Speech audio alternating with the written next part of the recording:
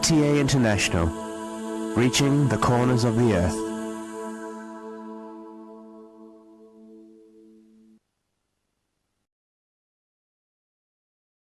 اب حضرت مرزا طاہر احمد صاحب خلیفۃ المسیح الرابع امام جماعت احمدیہ ایدہ اللہ تعالی بنص لذیذ کا خطبہ جمعہ ہوگا۔ حبیبنا صلی علی محمد صلی علی حبیبنا صلی علی محمد صلی علی رسولنا صلی علی محمد صلی علی رسولنا صلی علی محمد صلی علی محمد صلی علی محمد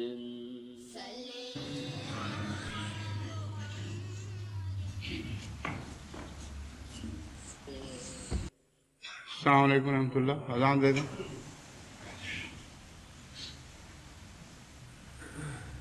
اللہ اکبر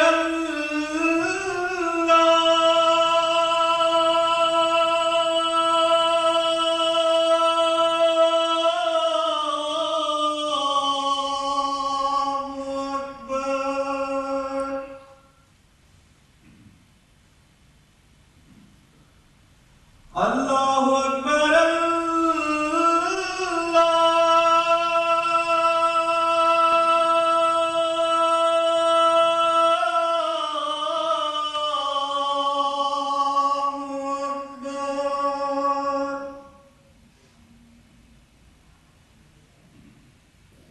اشہد ان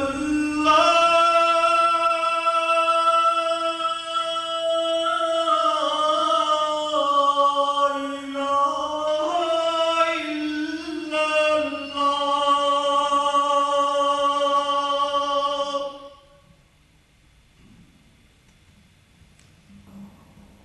اشہد ان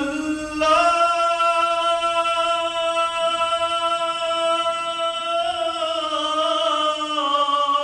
الہ الا اللہ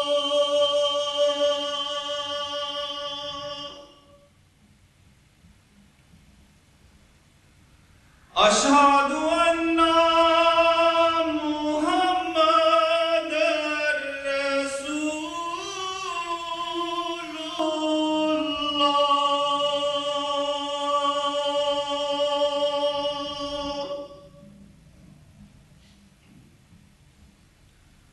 اشہد ان محمد رسول اللہ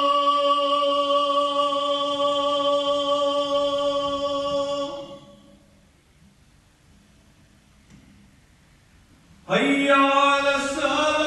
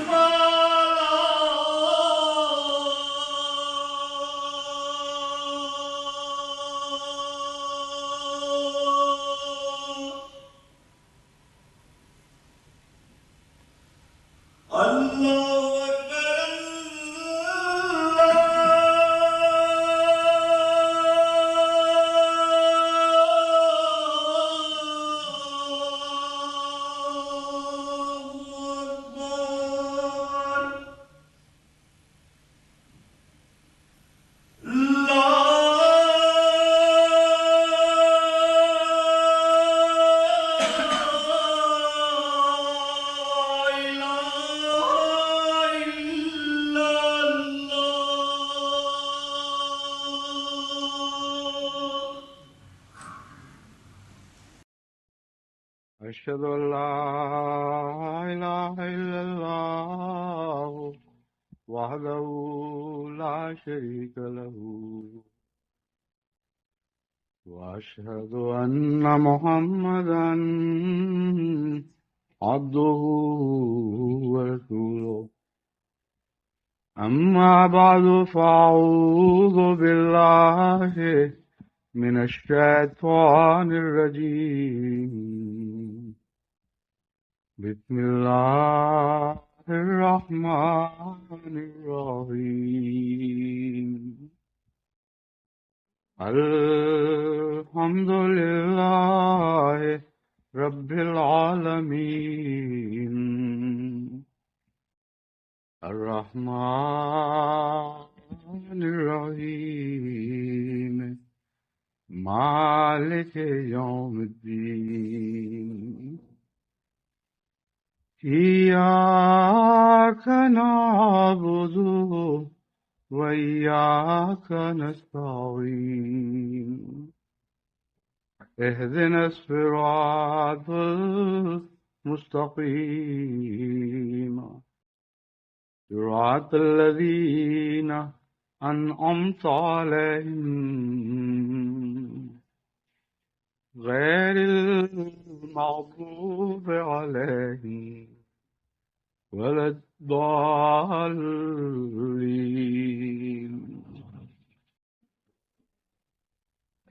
آج امن عالم کو سب سے زیادہ خطرہ عصبیت اور خود غرضی سے ہے، جو بدقسمتی سے اس وقت دنیا کے اکثر سیاستدانوں کے دماغوں پر راج کر رہی ہیں۔ سیاستدان خواہ مشرق کا ہو یا مغرب کا، سیاہ فام ہو یا سفید فام، بالعموم سیاست کے ساتھ شاطرانہ چالیں اس طرح وابستہ ہو جاتی ہیں کہ اخلاقی قدروں اور سیاست کا اکٹھا چلنے کا سوال نہیں رہتا۔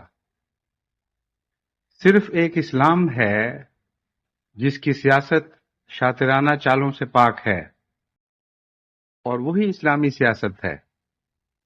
ورنہ یہ کہہ دینا کہ اسلام ہمارا دین ہے اور ہماری سیاست ہے، اور سیاست کی اقدار کو اسلام سے الگ کر دینا، یہ ایک غیر حقیقی بات ہے، اس میں کوئی سچائی نہیں۔ اسلامی سیاست کا فی الحال دنیا میں کہیں کوئی نمونہ دکھائی نہیں دے رہا، خواہ وہ اسلامی ممالک ہوں یا غیر اسلامی ممالک ہوں، ہر جگہ سیاست کا ایک ہی رنگ ڈھنگ ہے، اور سیاست پر خود غرضی حکومت کر رہی ہے، اصولوں سے الگ عصبیتیں وہاں حکومت کر رہی ہیں۔ بس سب سے بڑا خطرہ دنیا کو عصبیت سے اور خود غرضی سے لاحق ہے۔ جب روس اور امریکہ کے درمیان یہ صلح کا انقلابی دور شروع ہوا تو دنیا کے سیاستدانوں نے بڑی امید سے مستقبل کی طرف نظریں اٹھائیں اور یہ کہنا شروع کیا کہ اب ایک امن کا نیا دور شروع ہو گیا ہے۔ حالانکہ یہ محض خوابوں میں اور جاہلانہ خوابوں میں بسنے والی بات ہے۔ ان نئے انقلابی حالات کے نتیجے میں کچھ فائدے بھی پہنچے ہیں، لیکن کچھ نقصانات بھی ہوئے ہیں، اور ان نقصانات میں سے سب سے بڑا نقصان یہ ہے کہ مشرق اور مغرب کی نظریاتی تقسیم کے نتیجے میں جو عصبیتیں پہلے دبی ہوئی تھیں وہ اب ابھر کر سامنے آ گئی ہیں، اور دن بدن زیادہ ابھر کر مختلف علاقوں میں کئی قسم کے خطرات پیدا کرنے والی ہیں۔ جب بہت بڑے بڑے خطرات درپیش ہوں، جب دنیا دو بڑے حصوں میں منقسم ہو، تو بہت سے چھوٹے چھوٹے خطرات ان خطرات کے سائے میں نظر سے غائب ہو جایا کرتے ہیں یا بعض دفعہ دب جاتے ہیں۔ ایسا ہی بیماریوں کا حال ہے، بعض دفعہ ایک بڑی بیماری لاحق ہو جائے تو چھوٹی چھوٹی بیماریاں پھر ایسے انسان کو لاحق نہیں ہوتی، اور توجہ جسم کی اس بڑی بیماری ہی کی طرف رہتی ہے۔ بس بنی نوع انسان کے لیے جو خطرات اب ابھرے ہیں وہ اتنے وسیع ہیں اور اتنے بھیانک ہیں کہ جب تک ہم ان کا گہرا تجزیہ کر کے ان کے خلاف آج ہی سے جہاد نہ شروع کریں، اس وقت تک یہ خیال کر لینا کہ ہم ایک امن کے دور میں، امن کے گہوارے میں منتقل ہو رہے ہیں، یہ درست نہیں ہے، بلکہ آنکھیں بند کر کے خطرات کی آگ میں چھلانگ لگانے والی بات ہوگی۔ میں چند مثالیں آپ کے سامنے رکھنی چاہتا ہوں تاکہ تمام دنیا میں جماعت احمدیہ خصوصیت کے ساتھ ہر ملک میں جہاں بھی جماعت احمدیہ موجود ہے اس کے دانشوروں تک یہ پیغامات پہنچائیں، انہیں سمجھانے کی کوشش کریں اور ان پر جہاں تک ممکن ہے اخلاقی دباؤ ڈالیں کہ وہ اپنے اپنے ملکوں میں ان خطرات کے خلاف آوازیں بلند کریں اور اپنی اپنی رائے عامہ کو علمی روشنی عطا کریں اور ان کو بتائیں کہ دنیا کو اس وقت کیا کیا خطرات درپیش ہیں۔ آج اگر توجہ نہ کی گئی تو کل بہت دیر ہو جائے گی۔ عراق کے جھگڑے میں جو بات کھل کر سامنے آئی وہ یہ نہیں تھی کہ ایک ظلم کے خلاف ساری دنیا متحد ہو گئی ہے۔ اس حقیقت کو اس طرح دنیا کے سامنے پیش کیا جا رہا ہے کہ دیکھو، روس اور امریکہ کی صلح کے نتیجے میں یا ان دو بلاکس کے ایک اکٹھا ہونے، قریب آنے کے نتیجے میں اب ساری دنیا خطرات کا نوٹس لے رہی ہے اور امن عامہ کو جہاں بھی خطرہ درپیش ہوگا وہاں سب دنیا اکٹھی ہو کر اس خطرے کے مقابلے پر متحد ہو جائے گی۔ یہ بات درست نہیں ہے۔ میں خطرات کی بعض مثالیں آپ کے سامنے رکھوں گا جو اس سے بہت زیادہ بھیانک خطرات ہیں جو عراق کی صورتحال سے دنیا کے سامنے آئے ہیں، اور ان سے نہ صرف آنکھیں بند کی جا رہی ہیں بلکہ لمبے عرصے سے آنکھیں بند کی گئی ہیں اور آئندہ بھی کی جائیں گی، یہاں تک کہ بعض قوموں کے خود غرضی کے مفادات ان خطرات کی طرف انہیں متوجہ ہونے پر مجبور کریں۔ قومی اور نسلی خطرات اور لسانی اختلافات کے خطرات اور مذہبی اختلافات کے خطرات اور تاریخی جھگڑوں کے خطرات، یہ اور اس قسم کی بہت سی قسمیں ہیں جن میں ہم خطرات کو تقسیم کر سکتے ہیں، اور ان کی جب مثالیں سامنے رکھتے ہیں تو آدمی، ایک انسان حیران رہ جاتا ہے کہ کتنے بڑے آتش فشاں مادے ہیں، کتنے بھیانک آتش فشاں مادے ہیں جو جگہ جگہ ساری دنیا میں دبے پڑے ہیں اور کسی وقت بھی ان کو چھیڑا جا سکتا ہے۔ چند مثالیں میں آپ کے سامنے رکھتا ہوں۔ مذہبی سیاسی خطرات میں سے ہندوستان کی مثال آپ کے سامنے ہے۔ وہاں پہلے سکھ قوم نے اپنے مذہب کی بنا پر ایک قومی تشخص اختیار کرتے ہوئے ہندوستان کی دیگر قوموں سے علیحدگی کا مطالبہ کیا۔ یہ مطالبہ کچھ پاکستان کے تصور سے ملتا جلتا مطالبہ ہے، لیکن خالصتاً سیاسی مطالبہ نہیں تھا، بلکہ مذہب اور سیاست نے مل کر ایک عصبیت کو پیدا کیا اور اس عصبیت کے نتیجے میں باقی قوموں سے اس ملک میں علیحدگی کا ایک رجحان پیدا ہوا۔ اس کے برعکس اس کو دبانے کے لیے بھی عصبیتیں ابھری ہیں، اور اس جھگڑے میں دونوں طرف سے کسی نے بھی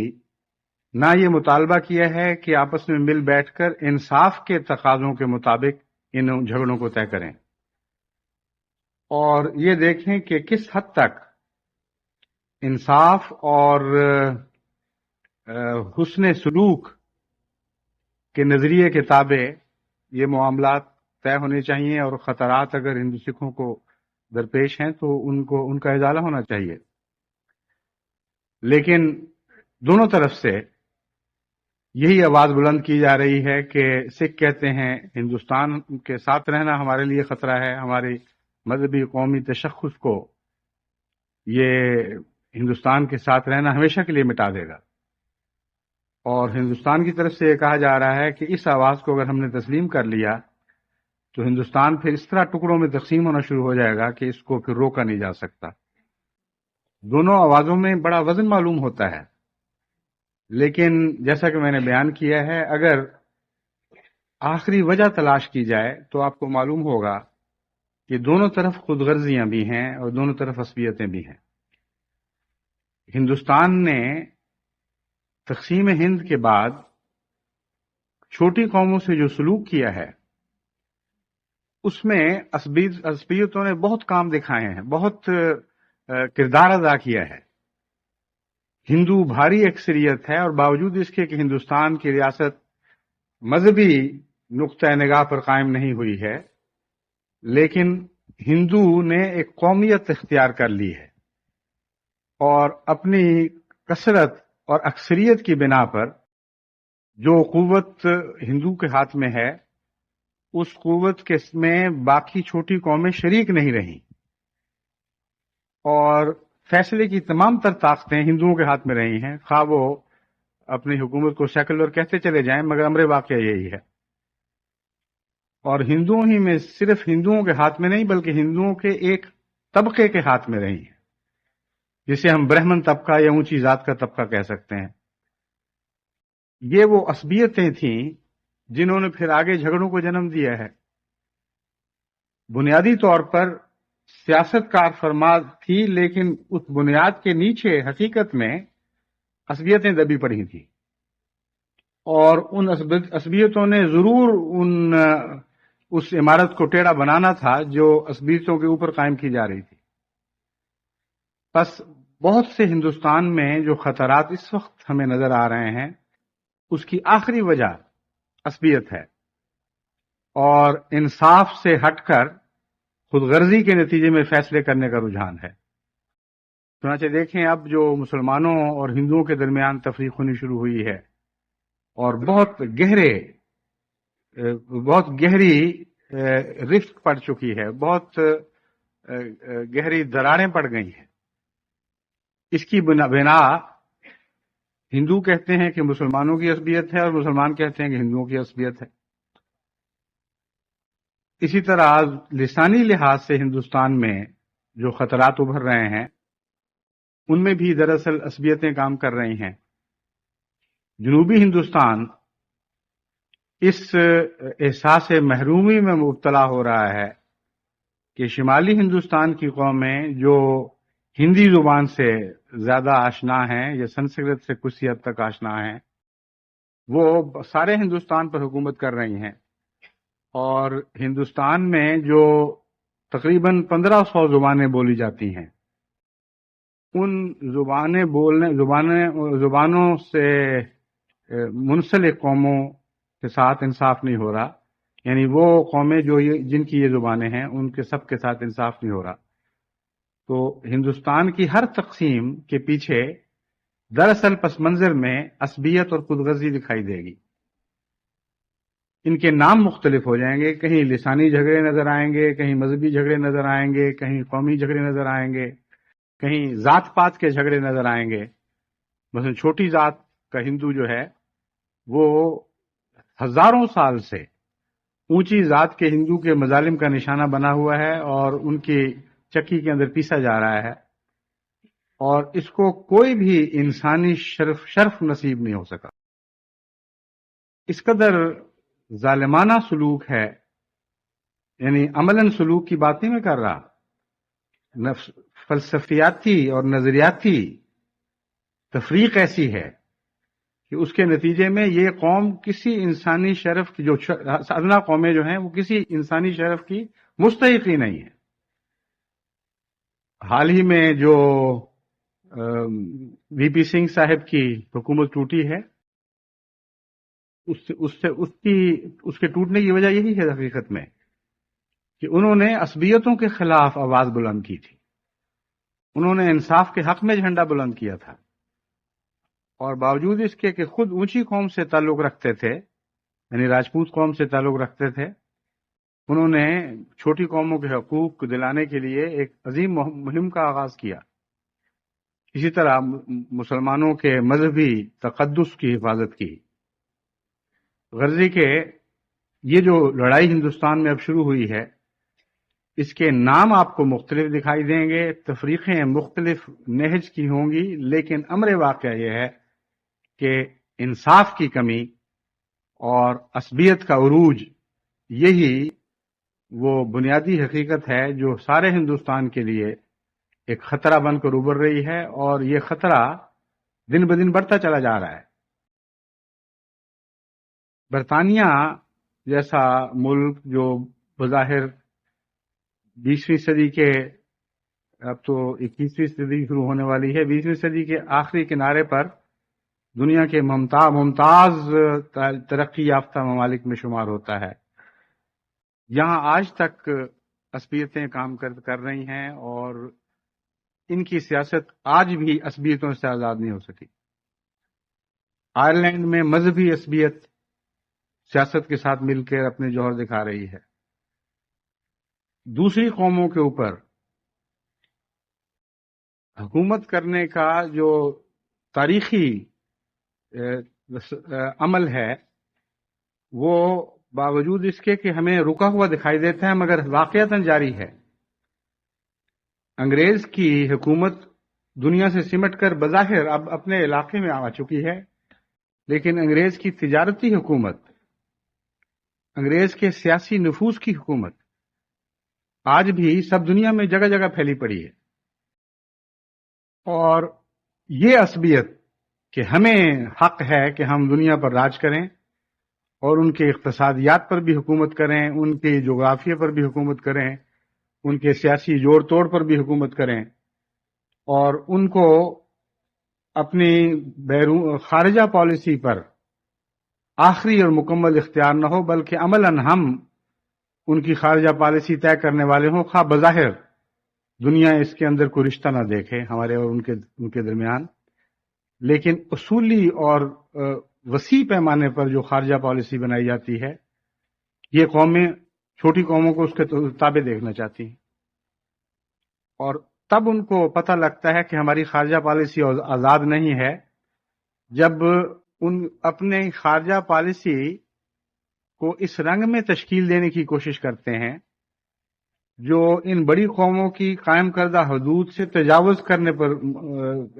کرنے کے مترادف ہو جاتی ہے، یعنی تجاوز اختیار کرنے لگتی ہے. یعنی عملاً یہ ہو رہا ہے کہ بڑی قومیں چھوٹی قوموں کی خارجہ پالیسی اس طرح بناتی ہیں کہ انہوں نے خود بعض دائرے مقرر کر لیے ہیں. ان دائروں کے اندر رہتے ہوئے یہ دوسری قوموں سے اپنے تعلقات اختیار کریں یا ان میں تبدیلیاں پیدا کریں تو کوئی حرج نہیں، لیکن جہاں ان دائروں سے باہر قدم رکھا وہاں ہم ضرور کوئی بہانہ ڈھونڈیں گے ان کے معاملات میں دخل دینے کا، اور ان کو اس کی اجازت نہیں دی جائے گی. تو برطانیہ بھی بذات خود عصبیتوں کا بھی شکار ہے، اور ان کی عصبیت طرح طرح کے مظالم دنیا پر بھی توڑ رہی ہے. نسلی عصبیتوں میں ہمیں مثال کے طور پر روس میں اس وقت بہت سے خطرات دکھائی دیتے ہیں. نسلی عصبیتوں کے لحاظ سے ترک قوم اس وقت اس ایسے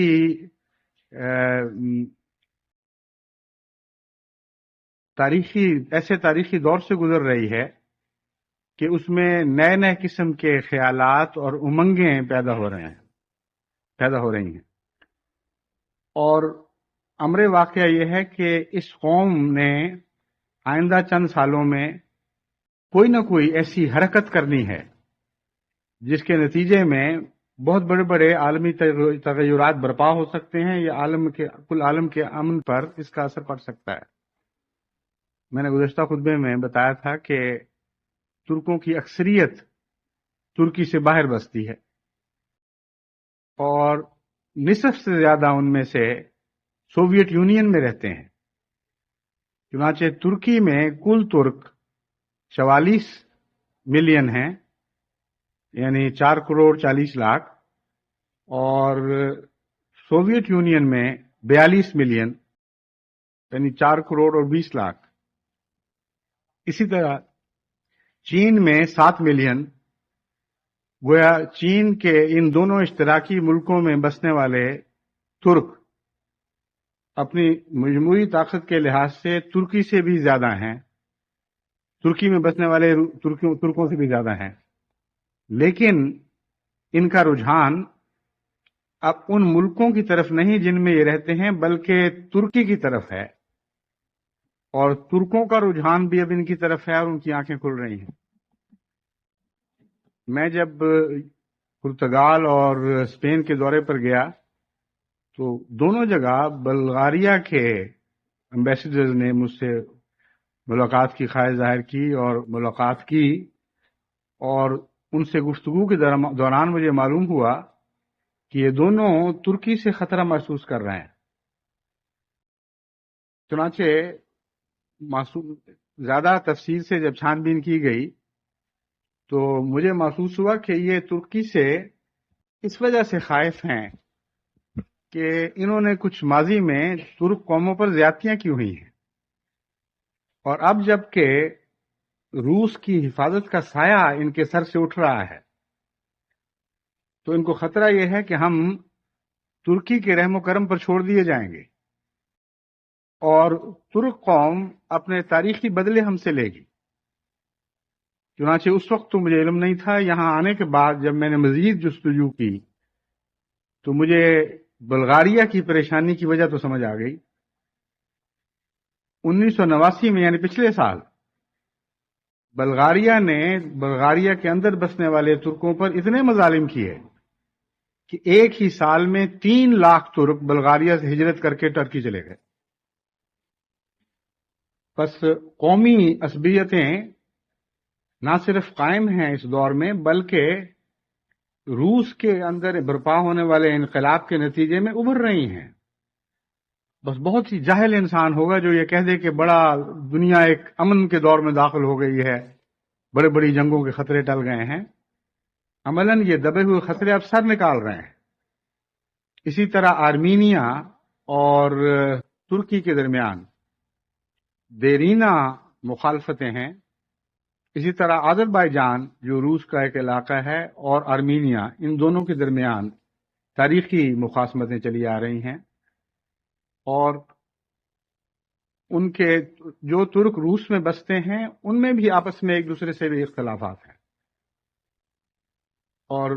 ازبک ترک باقی ترکوں سے الگ اپنی ایک شخصیت کے متقاضی ہیں، اور ان کو خطرہ ہے کہ اگر ہم روس کے دوسرے ترکوں کے ساتھ ملا دیے گئے تو ہماری شخصیت اس میں کھوئی جائے گی اور ہم ان سے مغلوب ہو جائیں گے۔ اور ازبکستان اور ساتھ کے ہمسائے ترک صوبوں میں لمبے عرصے سے لڑائیاں جاری ہیں اور اختلافات ہیں۔ جہاں تک نسلی تعصبات کا تعلق ہے، ان میں ہمیں افریقہ پر اب نظر کرنی چاہیے۔ دراصل یہ افریقہ میں جتنے بھی اختلافات ہیں اور خطرات ہیں، اس کا پس منظر جیسا کہ میں نے گزشتہ خطبے میں بیان کیا تھا، مغربی قوموں کا افریقہ پر تسلط ہے، جس نے ماضی میں کئی قسم کے رنگ دکھائے اور قوموں کو الگ کیے، ٹکڑے ٹکڑے کیا، لسان ایک زبان بولنے والوں کو الگ الگ کیا، قبائل کی اس طرح تقسیم کی کہ ملک کے اندر بھی اختلافات دبنے کی بجائے اور زیادہ نمایاں ہو کر ابھرنے لگے۔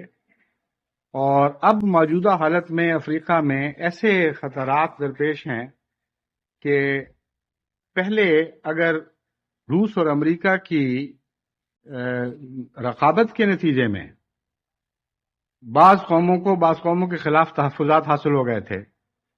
تو اب وہ تحفظات قائم نہیں رہ سکتے اور کچھ عرصے کے بعد ان کے اندرونی جھگڑے رنگ لانے لگیں گے۔ چنانچہ لائبیریا میں جو کچھ ہوا ہے، اس کا یہ دراصل اسی کا نتیجہ ہے۔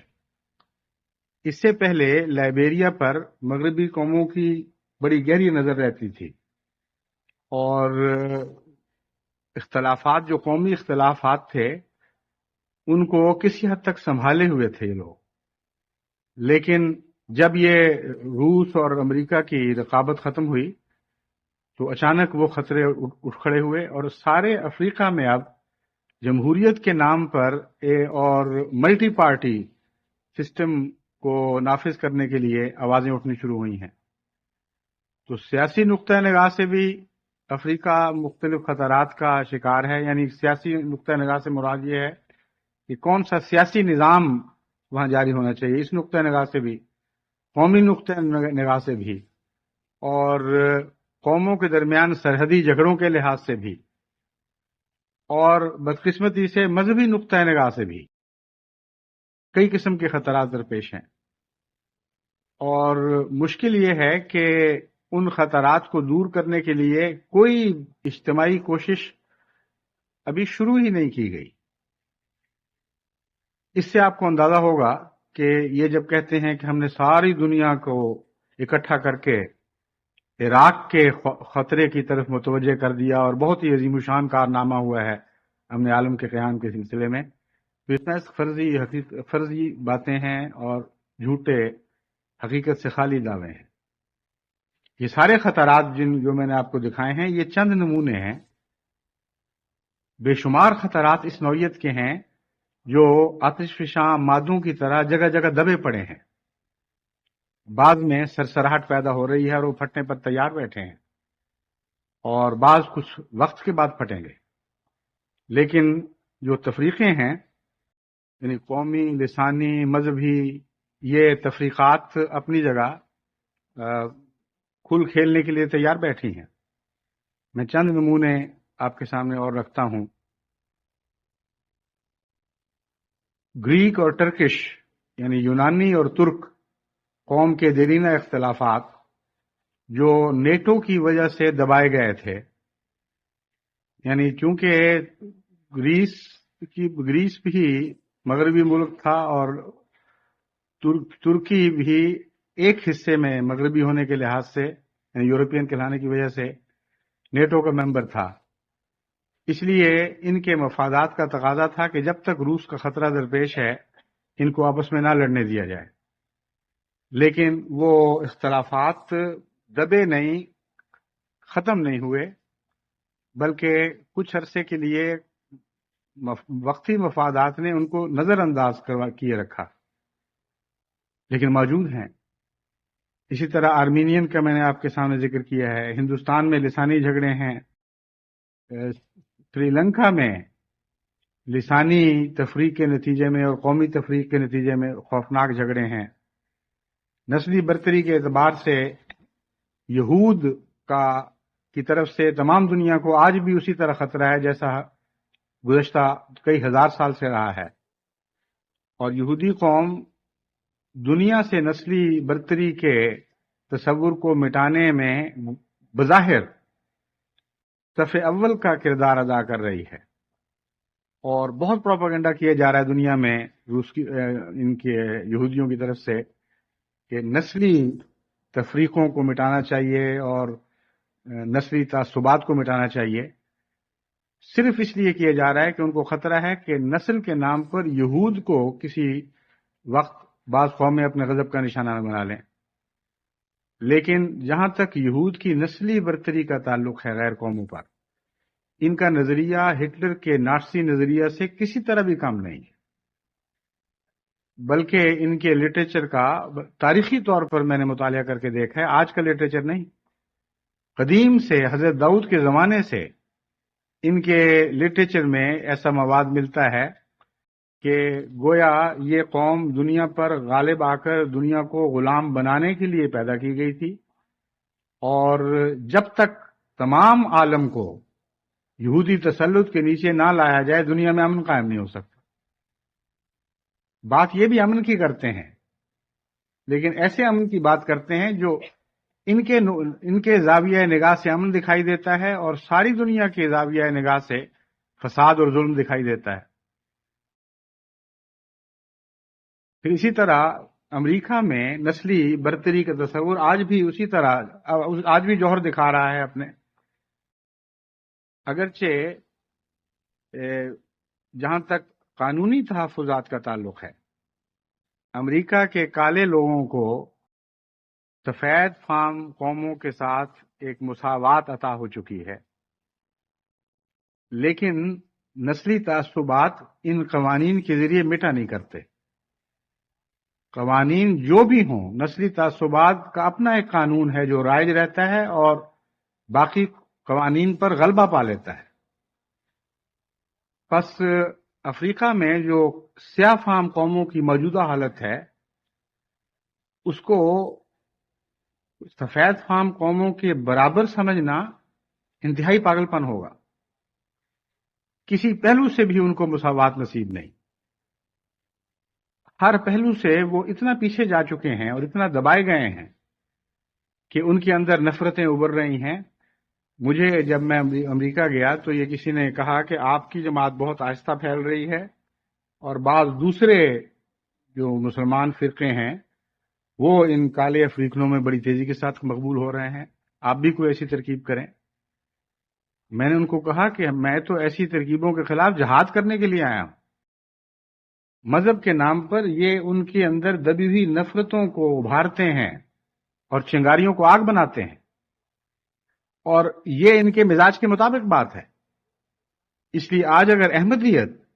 نفرت کی تعلیم دینا شروع کرے اور ان کے اندر جو احساس کمتری ہے اس سے کھیلنے لگے اور اس دبی ہوئی آگ کو شعلہ بنانا چاہے تو جماعت احمدیہ اتنی منظم جماعت ہے کہ تمام دوسری جماعتوں پر اس لحاظ سے سبقت لے جا سکتی ہے۔ 10-15 سال کے اندر سارے امریکہ کے کالوں پر جماعت احمدیہ قبضہ کر سکتی ہے، مگر ہمیں کسی عددی غلبے کی ضرورت نہیں ہے۔ ہم ایسے عددی غلبے کے منہ پر تھوکتے بھی نہیں جس کے نتیجے میں قومیں قوموں سے نفرت کرنے لگیں اور امن جو ہے وہ جنگ کی آگ میں تبدیل ہو جائے۔ اس لیے جماعت احمدیہ کا نظریہ بالکل مختلف نظریہ ہے۔ ہم آج اگر غلبہ نصیب نہیں ہوگا تو 200 سال کے بعد ہو جائے گا، 400 سال، 1000 سال کے بعد ہو جائے گا، لیکن وہ غلبہ نصیب ہوگا جو محمد رسول اللہ صلی اللہ علیہ وآلہ وسلم کا غلبہ ہے، آپ کے خلق کا غلبہ ہے، آپ کی تعلیم کا غلبہ ہے، جو قرآن کا غلبہ ہے۔ اسی غلبے کی ہمارے ذہنوں میں اور ہمارے دلوں میں قدر و قیمت ہے۔ باقی غلبے تو ظلم اور سفاکی کے غلبے ہیں، شیطانیت کے غلبے ہیں، ہمیں ان میں کوئی دلچسپی نہیں، بلکہ ان کو مٹانے کے لیے پیدا کیے گئے ہیں، ان سے ٹکرانے کے لیے، ان سے تصادم کرنے کے لیے ہمیں کھڑا کیا گیا ہے۔ بس یہ جو لسانی تفریقے ہیں یہ نسلی تفریقے ہیں، یہ امریکہ میں شمال میں بھی ملتی ہیں اور جنوب میں بھی ملتی ہیں۔ وہاں کے امریکہ کے جہاں تک ریڈ انڈینز کا تعلق ہے وہ تو عملاً صفحہ ہستی سے مٹائے جا چکے ہیں، لیکن جنوبی امریکہ میں ریڈ انڈینز بڑی بھاری تعداد میں موجود ہیں، بلکہ لیٹن یعنی لاطینی قوموں کے مقابل پر بہت سے ممالک میں بھاری اکثریت میں موجود ہیں۔ اس کے باوجود ان کو اس طرح دبایا جا رہا ہے، ان کے اس طرح حقوق سلب کیے جا رہے ہیں کہ اس کے نتیجے میں دن بدن ان کے اندر تشدد کا رجحان بڑھ رہا ہے۔ اپنا انتقام لینے کے لیے ان کے اندر ایسی تحریکات چل رہی ہیں جس کے نتیجے میں آج نہیں تو کل وہاں کئی قسم کے دھماکے ہوں گے، اور یہ جو دھماکہ خیز رجحانات ہیں جن کے نتیجے میں جگہ جگہ بم چلائے جاتے ہیں، معصوم لوگ شہریوں کی زندگی لی جاتی ہے، امن عامہ کو برباد کیا جاتا ہے، اس کو آپ باہر بیٹھے جتنا مرضی کنڈیم کریں، نفرت کی نگاہ سے دیکھیں، اس کے خلاف تقریریں کریں، جب تک ان وجوہات کی طرف متوجہ نہیں ہوتے جو یہ باتیں پیدا کرتی ہیں، اس وقت تک اس قسم کی لارج سکیل وسیع پیمانے پر کنڈمنیشن سے اور ان پر تنقید کرنے سے تو یہ مسائل حل نہیں ہوں گے۔ بس نسلی تفریقوں کے نتیجے میں جو خطرات ہیں وہ بھی ساری دنیا میں جگہ جگہ پھیلے پڑے ہیں۔ یوگوسلاویا میں دیکھیں 6 ریپبلکس ہیں، اور ان 6 ریپبلک میں سے ہر ایک دوسرے سے غیر مطمئن اور ایک دوسرے سے دور بھاگنے کے لیے کوشش کر رہی ہے۔ 2 خود مختار صوبے ہیں دو صوبے ایسے ہیں جو کیتھولک مذہب سے تعلق رکھنے والے اور باوجود اشتراکیت کے لمبے دور کے کیتھولسزم وہاں آج تک بڑی قوت سے موجود ہے، یعنی سیاسی حیثیت میں قوت کے ساتھ موجود ہے، مذہبی حیثیت سے پتہ نہیں کس حد تک موجود ہے۔ ان میں سلووینیکا اور کروشیا، یہ دو بڑے بڑے صوبے ہیں جو سب سے زیادہ امیر بھی ہیں۔ ان کے اندر جو علیحدگی پسندی کے رجحانات ہیں یہ بڑے نمایاں ہو رہے ہیں۔ جنوب میں سربیا مسلمان اکثریت کا علاقہ ہے، اور اسی طرح ایک اور علاقہ ہے غالباً کوسوو یا اس قسم کے نام جو ہیں کچھ مجھے صحیح تلفظ یاد نہیں، مگر البینین سپیکنگ جو بھی علاقے ہیں وہ ان کی بھاری اکثریت مسلمانوں کی ہے۔ بس وہاں مذہب جمع قومیت اور سابق میں ان کے ساتھ ظالمانہ سلوک، یہ چیزیں مل کر ان کو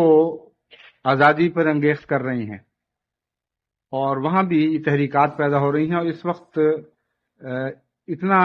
یوگوسلاویہ کے مرکزی حکومت کو ان مسلمان علاقوں سے ایسے خطرات محسوس ہو رہے ہیں کہ ان پر دن بدن زیادہ سختی ہو رہی ہے، اور باہر سے لوگوں کے لیے وہاں جانا اور زیادہ مشکل ہوتا چلا جا رہا ہے۔ باقی جگہ نسبتاً آزادی ہے۔ ابھی ہم نے حال ہی میں ایک مرکزی وفد وہاں بھجوایا تھا ایک بڑی کتابوں کی نمائش میں شمولیت کے لیے، تو انہوں نے بتایا کہ وہاں مسلمان علاقوں میں وہ نہیں جا سکے، لیکن دوسرے علاقوں میں جہاں مسلمان کچھ بستے ہیں ان سے ان کا رابطہ ہو سکا۔ وجہ یہی تھی کہ آج کل وہاں بڑی سختی کی جا رہی ہے۔ اسپین میں علاقائی تفریق اور اس کے نتیجے میں بموں کے دھماکے ایک لمبے عرصے سے جاری ہیں، اور وہ تنازعات ایسے ناسور کی شکل اختیار کر چکے ہیں جو مستقل رشتہ ہی رہتا ہے، جس طرح آئرلینڈ کا ناسور ہے۔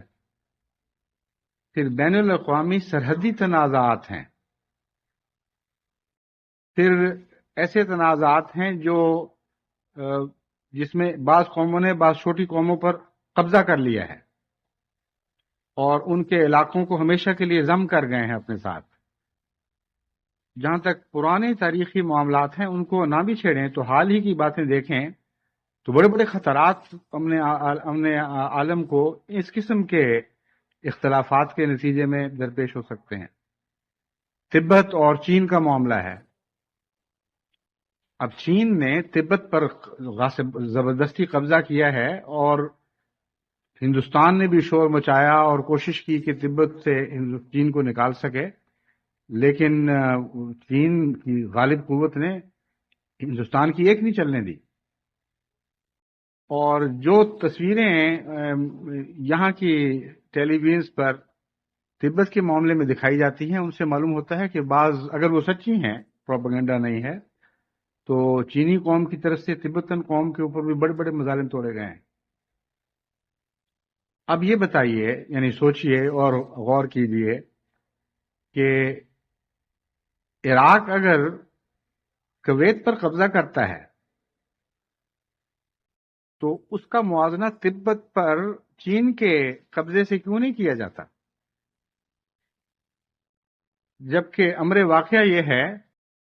کہ وہاں قومی اختلافات بھی ہیں، نسلی اور مذہبی اختلافات بھی ہیں، اور کئی قسم کے اختلافات ہیں جنہیں کچلا گیا ہے، جن کے نتیجے میں ایک قوم کو کچلا گیا ہے۔ یہاں تو ایک مسلمان ملک ہی ہے جس نے ایک ہمسایہ ریاست پر اس بنا پر قبضہ کیا کہ عملاً تو ان کے درمیان فرق کوئی نہیں، وہی عرب وہ ہیں، وہی وہ ہیں، جیسے مسلمان یہ ویسے وہ مسلمان، لیکن تاریخی طور پر، اور زیادہ پرانی تاریخ نہیں، اس دور کی تاریخ میں ہی کویت عراق کا حصہ تھا اور انگریزی حکومت نے اسے کاٹ کر جدا کیا تھا۔ میں ہرگز یہ تلقین نہیں کر رہا کہ اس قسم کی تاریخ کو کہ گڑے مردوں کو کھیڑا جائے۔ میں صرف آپ کو یہ دکھا رہا ہوں کہ بنی نوع انسان کا کویت کے خلاف اجتماع کسی تقوی اور انصاف پر مبنی نہیں ہے۔ اسرائیل جب قبضہ کر لیتا ہے اردن کے مغربی کنارے پر، دریائے اردن کے مغربی کنارے پر، تو اس قبضے کے نتیجے میں کسی کی کان پہ جوں نہیں رینگتی، اور کوئی بھی یہ نہیں خیال کرتا کہ اس سے بڑا بھاری امن عالم کو خطرہ درپیش ہو گیا ہے۔ بس خود غرضی ہے جو اس وقت حاکم ہے دنیا پر، اور خود غرضی سے خطرات درپیش ہیں۔ اور جو طاقتور بڑی قومیں ہیں، ان کا رجحان یہ ہے کہ بہت سے خطرات کو اپنے سیاسی مفادات کی خاطر استعمال کرنے کے لیے یہ دبائے رکھتی ہیں اور اپنی سوچوں میں مزے لیتی رہتی ہیں کہ ہاں اگر فلاں شخص نے بدتمیزی کی، یا فلاں یعنی لیڈر نے بدتمیزی کی، یا فلاں قوم نے اپنے نئے پینترے دکھائے، تو ہم اس صورت میں یہ جو خطرہ ہے، دبا ہوا خطرہ ہے وہاں، اس کو ابھار دیں گے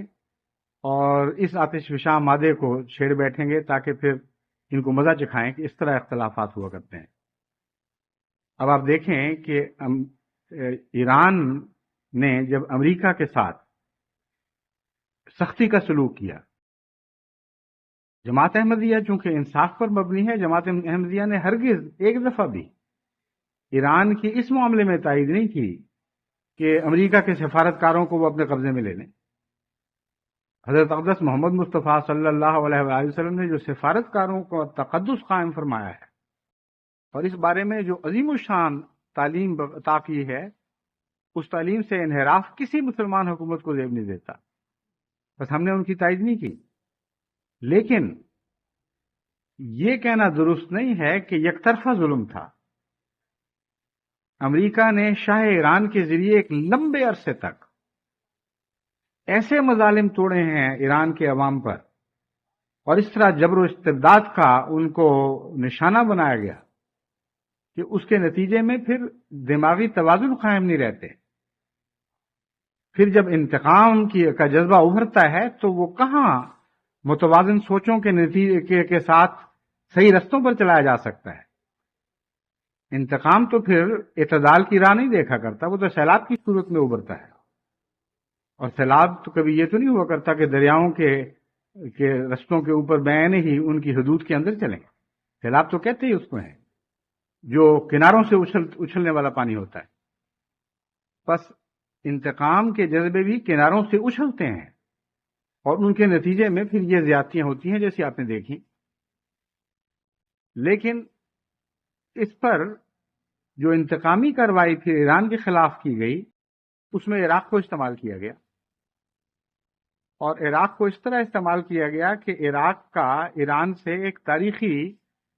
سرحدی اختلاف پایا جاتا تھا، اور دونوں قوموں کے اندر اس بات پر اتفاق نہیں تھا کہ کہاں ایران کی حدیں ختم ہوتی ہیں اور عراق کی شروع ہوتی ہیں، یا عراق کی ختم ہوتی ہیں اور ایران کی شروع ہوتی ہیں۔ وہ خطرات ہمیشہ سے ترقی یافتہ بیدار مغز قوموں کی نظر میں تھے۔ اس موقع پر ان کو استعمال کیا گیا، اس موقع پر عراق کو شہ دی گئی اور مدد کے وعدے دیے گئے۔ میں نے جب پہلے اپنی کتاب murder in the name of اللہ میں یہ لکھا کہ سعودی عرب نے ان کی مدد کی تھی اور سعودی عرب نے ہی انگیخت کیا تھا، تو بعض لوگوں نے مجھے کہا کہ یہ ثبوت کیا ہے؟ تو آپ کے اندازے ہیں۔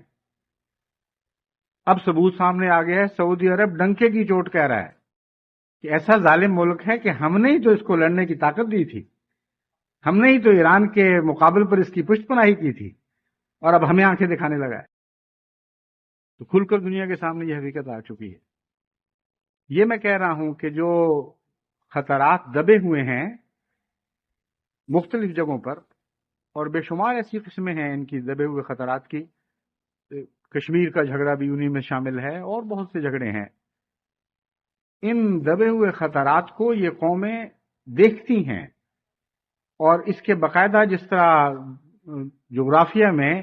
نقشے بنائے جاتے ہیں کہاں کہاں کون سی معدنیات دفن ہیں، اسی طرح سیاست کے نقشے بھی بنے ہوئے ہیں۔ یہ جو بیدار مغز تعلیم یافتہ ترقی یافتہ قومیں ہیں، ان کے ہاں باقاعدہ اس کے نقشے موجود ہیں، اور ان کو علم ہے کہ کس وقت کس خطرے کو ابھارنا ہے اور کس بم کو چلانا ہے اور دھماکہ پیدا کرنا ہے۔ اور یہ جو نیتیں ہیں یہ ساری انتقامی کارروائیوں کے لیے کی غرض سے خاموشی سے ان کے ذہنوں میں موجود رہتی ہیں.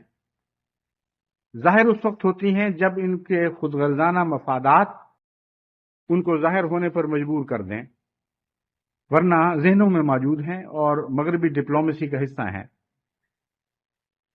افسوس یہ ہے کہ مسلمان ممالک بھی اسی سیاست میں مبتلا ہو چکے ہیں. افسوس یہ ہے کہ ہندو ممالک بھی اسی سیاست میں مبتلا ہو چکے ہیں اور بدھسٹ ممالک بھی اسی سیاست میں مبتلا ہو چکے ہیں. ساری دنیا پر اس ظالمانہ سیاست نے قبضہ کر لیا ہے، جس کے اوپر جیسا کہ میں نے بیان کیا ہے خود غرضی راج کر رہی ہے، ناانصافی راج کر رہی ہے. ان خطرناک رجحانات کا جب تک قلع کما نہ کیا جائے اس وقت تک دنیا امن میں نہیں آ سکتی، اور جنگ کے سائے دنیا کے اوپر سے نہیں ٹلیں گے. بلکہ اب جبکہ روس اور امریکہ کی صلح ہو چکی ہے، یہ چھوٹے چھوٹے خطرات زیادہ قوت کے ساتھ ابھریں گے اور ان کو اب آتشفشاں پہاڑوں کی طرح جاگ کر آگ برسانے پر کوئی دنیا میں روک نہیں سکے گا، کیونکہ بعض اور دنیا کی عظیم قوموں کے مفادات یہ چاہتے ہیں کہ کہیں نہ کہیں چھیڑخانی چلی جائے. وہ غالب کہتا ہے چھیڑ خوباں سے چلی جائے اسد، گر نہیں وصل تو حسرت ہی رہی. اب یہ بڑی قومیں جو آپس میں خوباں بن گئی ہیں، ان کی چھیڑ جو خوبانی جو خوباں نہیں تھیں اس وقت بھی ان کی چھیڑیں جاری تھیں. اب ان کی صلح ہو گئی ہے تو یہ چھوٹی چھوٹی قومیں خوباں بن گئی ہیں. ان کے لیے ان کے ساتھ وصل تو ان کو نہیں نصیب ہو سکتا. چھیڑ خانی کی حسرتوں کی چھیڑ خانی اب باقی رہ گئی ہے. اور یہ جو مضمون ہے کچھ 100% شعر تو اطلاق نہیں پاتے، اس لیے اسے کوئی تھوڑا سا حالات پر چسپاں کرنے کے لیے مجھے مولڈ کرنا پڑے گا. یہ حسرتوں کی چھیڑ خانی محبوب اور عاشق کے درمیان جب ہوتی ہے تو مارا تو ہمیشہ عاشق ہی جاتا ہے، کیونکہ محبوب طاقتور ہوتا ہے اور عاشق کمزور ہوتا ہے. محبوب کو عاشق پر غلبہ معشوق کو عاشق پر ہمیشہ غلبہ رہتا ہے. یہ بنیادی لفظوں کی تفریق ہی یہ بتا رہی ہے کہ معشوق وہ ہے جو عاشق پر حکومت کرے. تو یہاں عشق اور معشوقی کا معاملہ تو نہیں، مگر غلبے اور مغلوبیت کا معاملہ ضرور ہے. طاقت اور کمزوری کا تعلق ضرور ہے. بس یہاں اگر خوباں سے چھیڑ چلے گی تو حسرت ہمیشہ کمزور کے حصے میں آئے گی.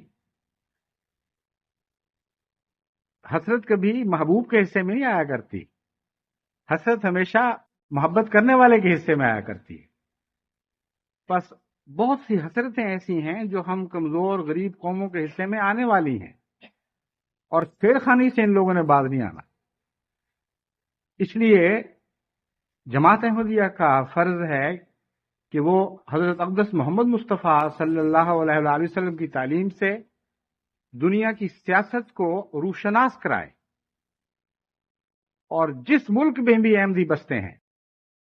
وہ ایک جہاد شروع کر دیں. ان کو بتائیں کہ تمہارا آخری تجزیہ ہمیں یہ بتاتا ہے کہ تمہارے ہر قسم کے خطرات کی بنیاد خود غرضی اور ناانصافی پر ہے. دنیا کی قوموں کے درمیان جو چاہیں نئے معاہدات کر لیں، جس قسم کے نئے نقشے بنانا چاہتے ہیں بنائیں اور ان کو ابھاریں، لیکن جب تک اسلامی عدل کی طرف واپس نہیں آئیں گے، واپس کیا وہاں کوئی چلے ہی نہیں تھے وہاں سے، اس لیے یوں کہنا چاہیے جب تک اسلامی عدل کی طرف نہیں آئیں گے، جب تک حضرت محمد مصطفیٰ صلی اللہ علیہ وآلہ وسلم کے اخلاق میں پناہ نہیں لیں گے جو ایک تمام جہانوں کے لیے رحمت بنا کر بھیجے گئے تھے. اس لیے صرف اور صرف آپ کی تعلیم ہے جو بنی نوع انسان کو امن عطا کر سکتی ہے. باقی ساری باتیں ڈھکوسلے ہیں، جھوٹ ہیں، سیاست کے فسادات ہیں، ڈپلومیسی کے دجل ہیں، اس کے سوا ان کی کوئی حقیقت نہیں ہے۔ بس امن عامہ کی قیام کی خاطر یا امن عالم کے قیام کی خاطر آج صرف جماعت احمدیہ ہے جس نے صحیح خطوط پر ایک عالمی جہاد کی بنا ڈالنی ہے۔ اس لیے میں آپ سب کو اس امر کی طرف متوجہ کرتا ہوں کہ دنیا سے تعصبات کے خلاف جہاد شروع کریں اور دنیا سے ظلم و ستم کو مٹانے کے لیے جہاد شروع کریں، سیاست کو عدل سے روشناس کرانے کے لیے جہاد شروع کریں۔ اگر یہ سب کچھ ہو تو یونائٹڈ نیشنز یعنی اقوام متحدہ کی سوچ میں ایک انقلابی تبدیلی برپا ہو جائے گی۔ پھر اقوام متحدہ کی بہت سی کمیٹیاں ایسی بنائی جائیں گی جو جس قسم کے خطرے میں نے آپ کے سامنے رکھے ہیں ان کے اوپر غور کرنے کے لیے اور ان خطرات کے ازالے کی خاطر وہ کام شروع کریں گی، اور اس کے لیے ان کو دنیا میں ایسے منصف مزاج سابق میں عدلیہ سے تعلق رکھنے والے کارکن مل سکتے ہیں جن کے انصاف کے اوپر دنیا کو کوئی شک نہیں ہے۔ مثلا ڈوشین ہیں کینیڈا کے ایک جسٹس، ان کی انصاف کے نقطہ نگاہ سے بڑی شہرت ہے۔ ہمارے پاکستان میں ہمارے پارسی ایک جسٹس تھے جنہوں نے استعفیٰ دے دیا تھا اس غرض سے کہ وہ سمجھتے تھے کہ فوجی انقلاب کے نتیجے میں جو کاروائیاں کی جا رہی ہیں ان کے لیے کوئی منصفانہ بنیاد نہیں ہے۔ چنانچہ ان کی انصاف کے نقطہ نگاہ سے ایک تقویٰ کا مقام ہے۔ تقویٰ ایک بہت بڑا وسیع لفظ ہے، غیر مذہبی اقدار پر بھی تقویٰ کا لفظ صادق آتا ہے، کیونکہ اخلاق حسنہ بالحقیقت اپنی آخری شکل میں خدا ہی سے تعلق رکھنے والی چیزیں ہیں۔ بس جو جسٹس، جو منصف اپنے انصاف میں دوسری اغراض اور اثرات سے بالا ہو جائے اس کو انصاف کے لحاظ سے ہم متقی کہہ سکتے ہیں۔ بس ایسے متقی جسٹس آپ کو پاکستان میں بھی ملیں گے، ہندوستان میں بھی ملیں گے، اسپین میں بھی ملیں گے۔ میں جب اسپین گیا تھا تو وہاں ایک جسٹس تھے، میری ملاقات ہوئی، سابق جسٹس تھے جن کو اسپین کی حکومت اچھی نظر سے نہیں دیکھتی تھی، کیونکہ یونائٹڈ نیشن نے ان کے سپرد بین الاقوامی معاملات میں جہاں ناانصافیاں ہو رہی ہیں ان پر غور کرنے کا کام کیا، ان کے سپرد کیا تھا، اور ان کے بعد فیصلے اسپین کے خلاف تھے۔ چنانچہ جب میں ان سے ملا، میں اسپین نہیں، یہ پرتگال کی بات کر رہا ہوں، پورچوگیز تھے وہ، ان سے جب میں ملا تو انہوں نے ہنس کے کہا کہ تم بتا رہے ہو اپنے مظالم کے قصے، ناانصافیوں کے قصے، میں تو آواز اٹھاؤں گا، لیکن کیا آواز کن کانوں پر پڑھنے کے لیے آواز اٹھاؤں گا، کیونکہ جس ملک میں میں بس رہا ہوں، جہاں ساری عمر میں نے عدالت کی ہے، یہ خود مجھ سے اس معاملے میں انصاف نہیں کر رہے، اور دنیا کی قومیں ساری ناانصافی پر مبنی ہیں۔ بڑی لمبی دوستانہ ماحول میں گفتگو ہوئی، بڑے معمر بزرگ ہیں، انسانی قدروں کے لحاظ سے لوگ عزت کرتے ہیں ان کی، لیکن سیاسی نقطہ نگاہ سے ان کو ایک طرف پھینکا گیا ہے۔ تو دنیا میں شریف النفس، انصاف پر قائم، عالمی شہرت رکھنے والے ایسے سابق جسٹس مہیا ہو سکتے ہیں، یا دوسرے بعض سیاستدان اتفاق سے ایسے بھی پیدا ہو جاتے ہیں جن کی انصاف کے لحاظ سے شہرت ہو جاتی ہے، ان کو چن کر نہ کہ جتھا بندی کے نتیجے میں لوگوں کو چنا جائے، بس انصاف کے نقطہ نگاہ سے اگر ایسے لوگوں کو چن کر عالمی خطرات کو مختلف قسموں میں بانٹ کر مختلف کمیٹیاں بنائی جائیں اور یہ فیصلہ ہو کہ ان خطرات کو ہمیشہ کے لیے مٹانے کے لیے بنیادی جھگڑوں کی وجہوں پر غور ضروری ہے اور قوموں کی تعلیم و تربیت ضروری ہے، اور زیادہ سے زیادہ کوشش یہ کرنی چاہیے کہ جھگڑوں کی کنوں کو سمجھ کے ان کی تہ تک پہنچ کر دونوں متقابل یا متصادم قوموں کو پہلی سٹیج پر سمجھایا جائے اور ساری دنیا کی اس نقطۂ نگاہ سے تربیت کی جائے اور دنیا کی رائے عامہ کو بتایا جائے کہ یہ جھگڑے ہیں، ان میں ہماری کمیٹیوں نے یہ کام کیے ہیں، یہ حقیقی صورت ابھر کر سامنے آئی ہے۔ بس حل تو اس سٹیج کے اوپر ایک دم نہیں سوچے جا سکتے، کیونکہ یہ معاملے بعض صورتوں میں بے حد الجھے ہوئے ہیں، لیکن حل تلاش کرنے کی کوشش شروع کرنی ضروری ہے۔ بس جن لوگوں کو یعنی جن قوموں کو آج عراق میں ایک خطرہ دکھائی دے رہا ہے، میں ان کو ہزار خطرے سارے عالم میں پھیلے ہوئے دکھا سکتا ہوں۔ اگر وہ واقعی امن عالم کے خواہاں ہے تو جیسا کہ میں نے ان کو مشورہ دیا ہے، وہ انصاف پر قائم ہو کر، اسلامی انصاف پر قائم ہو کر، جو نہ مشرق جانتا ہے، نہ مغرب، نہ شمال اور جنوب کی تقسیم سے واقف ہے، بلکہ محض اللہ کو پیش نظر رکھ کر ایک نظریہ انصاف پیش کرتا ہے، اس اسلامی انصاف پر قائم رہ کر اگر یہ اپنے تنازعات کو حل کرنے یا دنیا کے تنازعات اور جھگڑوں کو حل کرنے کی کوشش کریں گے تو میں یقین دلاتا ہوں کہ دنیا کو امن نصیب ہو سکتا ہے۔ لیکن محمد رسول اللہ صلی اللہ علیہ وسلم کے دست شفقت سے یہ امن نصیب ہو سکتا ہے، کیونکہ ایک ہی نبی ہے جس کو رحمت للعالمین قرار دیا گیا، بس جسے خدا نے سب دنیا کی قوموں اور سب جہانوں کے لیے رحمت بنا کر بھیجا ہے، اس کے سامنے جب تک تم دستے سوال نہیں بڑھاتے، جب تک اس سے فیض نہیں پاتے، تم دنیا کو امن عطا نہیں کر سکتے۔ اس سلسلے میں جماعت احمدیہ کو ایک عالمگیر جہاد شروع کر دینا چاہیے۔ اللہ تعالی ہمارے ساتھ۔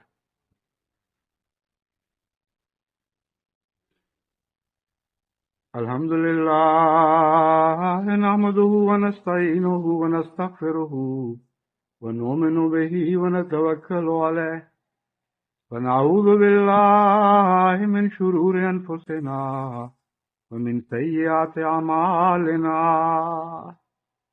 من يهده الله فلا مضل له ومن يضلله فلا هادي له ونشهد أن لا إله إلا الله وحده